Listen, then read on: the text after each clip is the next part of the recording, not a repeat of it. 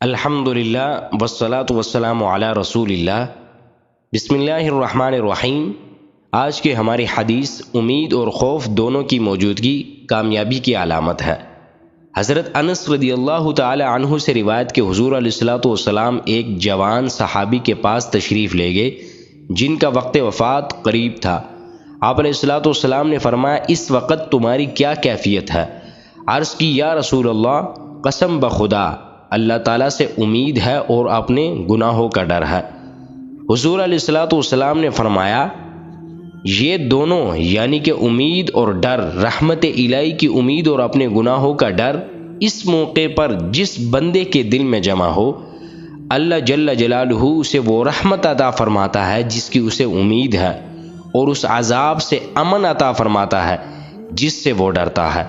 حدیث سے معلوم کیا ہوتا ہے کہ مومن کی یہ تربیت فرمائے گی کہ امید اور خوف کے درمیان ہونا چاہیے اسے، نہ اللہ تعالیٰ کی وسعت اور رحمت کو دیکھ کر گناہوں پر دلیر ہونا چاہیے، اور نہ ہی اس کے عذاب کی شدت کی وجہ سے مایوس، خصوصاً زندگی کے آخری لمحات میں جس خوش نصیب کو امید اور خوف کی کیفیت نصیب ہو جائے وہ کامیاب ہو جاتا ہے۔